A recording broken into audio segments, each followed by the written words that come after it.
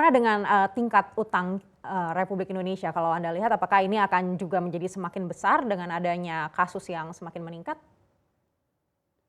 Nah, untuk utang ada 3 kata kunci yang ingin saya, bagikan. Yang pertama adalah jelas ini kondisi pandemi, yang terjadi katakanlah sekali dalam 100 tahun.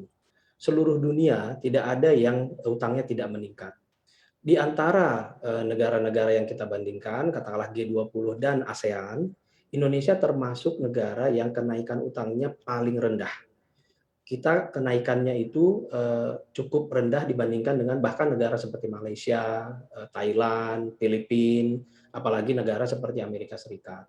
Sehingga dalam konteks kita merespon pandemi itu jelas, budget harus merespon secara counter cyclical dengan sangat kuat. Kenapa? Karena yang kita pertaruhkan adalah nyawa dan kesehatan dari masyarakat kita. Jadi itu nomor satu.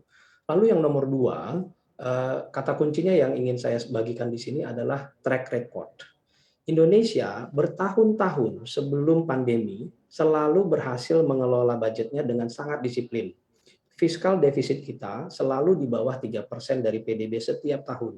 Bahkan tidak sedikit dari tahun-tahun tersebut, defisit kita itu selalu di bawah 2% dari PDB. Itulah yang membuat tingkat hutang kita sebelum terjadinya pandemi itu sangat rendah dibandingkan negara-negara lain. Kita berada di sekitar 29 sampai 30% sebelum pandemi. Dan itulah juga disiplin yang sudah bertahun-tahun kita bangun secara fiskal tersebut, itulah yang menjadi modal yang sangat kuat bagi kita untuk bisa merespon kondisi yang sangat extraordinary selama pandemi ini. Sehingga kita bisa menaikkan utang kita dengan sangat aman. Dibandingkan dengan banyak negara lain yang kenaikan utangnya itu sangat-sangat tinggi. Jadi itu yang poin kedua, yaitu track record kita sangat baik dalam melakukan fiskal disiplin.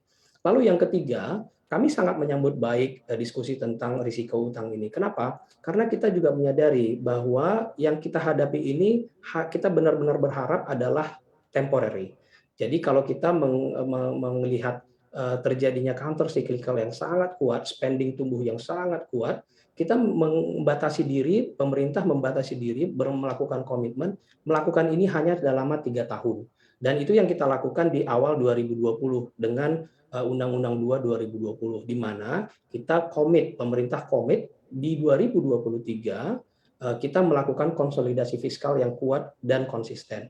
Inilah yang dilihat oleh pasar. Inilah yang dilihat oleh pemegang surat utang pemerintah. Bagaimana kita lihat dalam selama pandemi ini, ada 124 negara surat utangnya itu di downgrade oleh lembaga rating.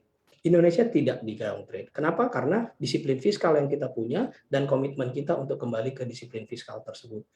Diskusi tentang risiko fiskal ini, risiko utang ini sangat baik. Justru ini yang kita ingin selalu ingatkan juga bahwa ketika kita melakukan counter cyclical yang sangat kuat di 2020, 2021, 2022, kita harus tetap dalam konteks kembali ke disiplin fiskal yang sudah pernah kita punya dengan sangat baik itu dan tetap menjaga kredibilitas kita di mata investor pemegang surat utang kita.